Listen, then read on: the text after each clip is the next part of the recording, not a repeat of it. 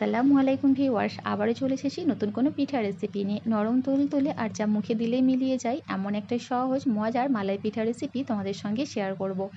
অনেক সময় পিঠা খেতে ইচ্ছা করলেও পিঠা বানানোর ইচ্ছাই যায় না বা সময় থাকে না। সেই সময় মাত্র 10 মিনিটেই কোনো রকম ঝামেলা ছাড়াই ঝটপট এই পিঠাটা বানিয়ে নিতে পারো। আশা করছি রেসিপিটা তোমাদের অনেক বেশি ভালো লাগবে।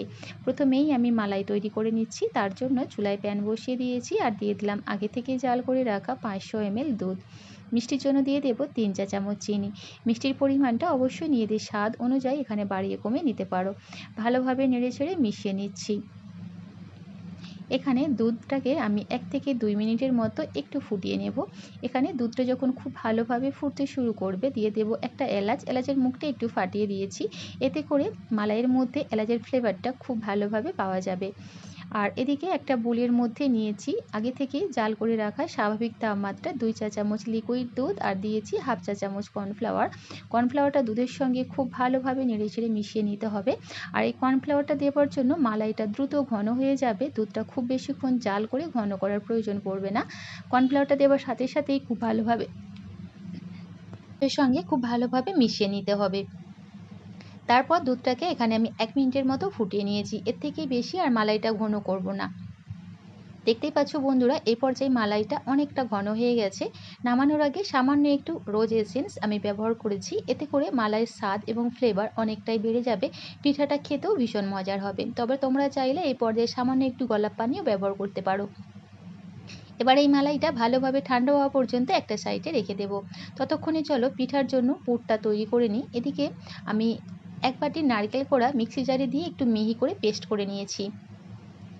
আর দিয়ে দিচ্ছি 2 চা চামচ গুঁড়া দুধ। গুঁড়া দুধটা কোনোভাবে স্কিপ করবে না। এতে করে পুরের স্বাদটা অনেক গুণ বেড়ে যায়। পিঠাটা খেতেও ভীষণ ভালো লাগে। মিষ্টির জন্য দিয়ে দেব 2 চা চামচ পাউডার চিনি। মিষ্টির পরিমাণটা নিজেদের স্বাদ অনুযায়ী এখানে বাড়িয়ে কমিয়ে নিতে পারো। আর অবশ্যই কিন্তু এই পর্যায়ে পাউডার চিনিটা ব্যবহার করবে। এতে করে পুরের সঙ্গে খুব ভালোভাবে মিশে যাবে চিনিটা। সুন্দর একটি ফ্লেভারের জন্য দিয়ে দিচ্ছি 1 চিমটের মতো এলাচের গুঁড়া আর দিয়ে দেবো সামান্য একটু অরেঞ্জ ফুড কালার। এটা সম্পূর্ণ অপশনাল, ইচ্ছা গেলে অ্যাড করবে, তা নাহলে স্কিপ করতে পারো। এতে করে পিঠার স্বাদ বা পুরের স্বাদের কোনো তফাৎ হবে না। শুধুমাত্র দেখতে সুন্দরের জন্য আমি সামান্য একটু অরেঞ্জ ফুড কালার ব্যবহার করেছি। খুব ভালোভাবে নেড়েচেড়ে মিশিয়ে নিলেই কিন্তু সবথেকে সহজ ও মজাদার পুর একদম রেডি।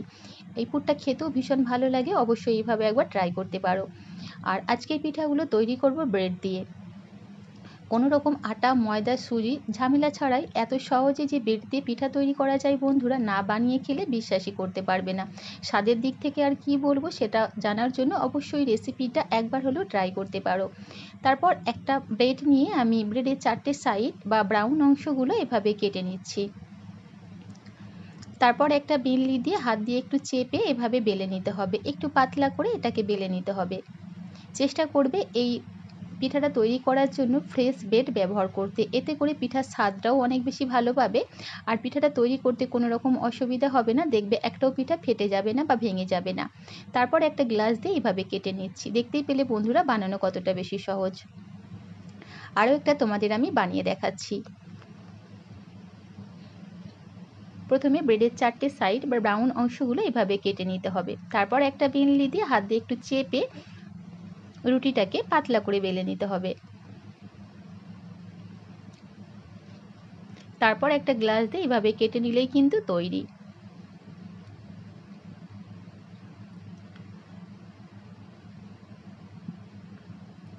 একইভাবে সমস্তগুলোই এখানে আমি বানিয়ে নিচ্ছি।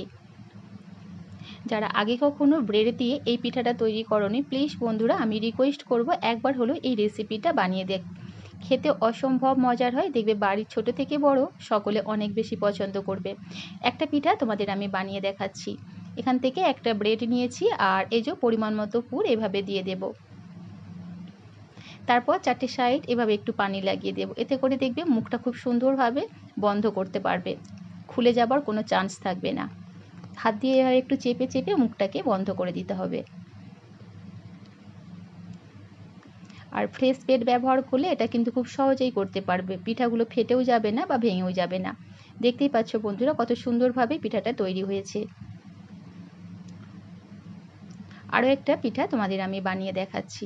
এত সহজেই যদি কোনো পিঠা বানানো যায় বন্ধুরা, না বানিয়ে খেলে কিন্তু আফসোস থেকে যাবে। অনেক বেশি মজার হয়েছিল, অবশ্যই একবার ট্রাই করতে পারো। এই পিঠার মধ্যে তুমি রসমালাইয়ের মিষ্টিরও টেস্ট পাবে, আবার পিঠারও স্বাদ পাবে।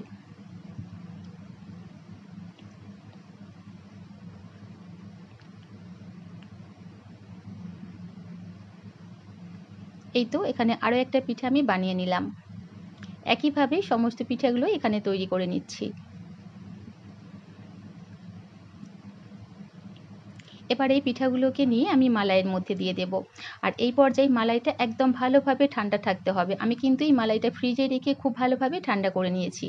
গরম মালাইয়ের মধ্যে কোনোভাবেই পিঠাগুলো দেওয়া যাবে না, তাহলে দেখবে দেবার সাথে সাথেই মালাইয়ের সঙ্গে একদম পিঠাগুলো ভেঙে যাবে, মানে গলে যাবে। সমস্ত পিঠাগুলো একসাথে দেবো না, কিছু পরিমাণ পিঠা দিয়ে এভাবে মালাইয়ের মধ্যে জাস্ট 1 মিনিটের মতো আমি রেখে দেবো। এর থেকে বেশি সময় একদমই লাগবে না, বা খুব বেশি সময় রাখাও যাবে না, তাহলে কিন্তু পিঠাগুলো মালাইয়ের মধ্যেই ভেঙে যাবে। তারপর একটা একটা পিঠা আমি প্লেটের মধ্যে উঠিয়ে নিচ্ছি। সো দেখতেই পাচ্ছ বন্ধুরা, মালাইয়ের মধ্যে পিঠাটা দেবার সাথে সাথেই কতটা বেশি সুন্দর আর লোভনীয় লাগছে।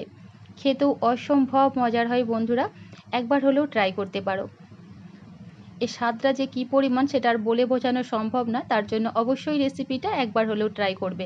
আশা করছি তোমাদের অনেক বেশি ভালো লাগবে। ওপর থেকে আমি মালাই ছিটিয়ে দিচ্ছি, এতে পিঠার স্বাদটা আরও অনেক গুণ বেড়ে যাবে। তো তৈরি হয়ে গেল আমাদের দারুণ স্বাদের নরম তুলতুলে, যা মুখে দিলেই মিলিয়ে যাবে, ব্রেডের মালাই পিঠা। রেসিপিটা তোমাদের কেমন লাগলো অবশ্যই নিজেদের মূল্যবান মতামত কমেন্টের মাধ্যমে জানাতে পারো। নিজের ফ্রেন্ড এবং ফ্যামিলির সঙ্গে রেসিপিটা বেশি বেশি করে শেয়ার করবে, অপরকে আমার ভিডিওটা দেখার সুযোগ করে দেবে। আজ তাহলে এই পর্যন্তই, আবারও দেখাবে নতুন কোনো রেসিপিতে। আল্লাহ হাফেজ।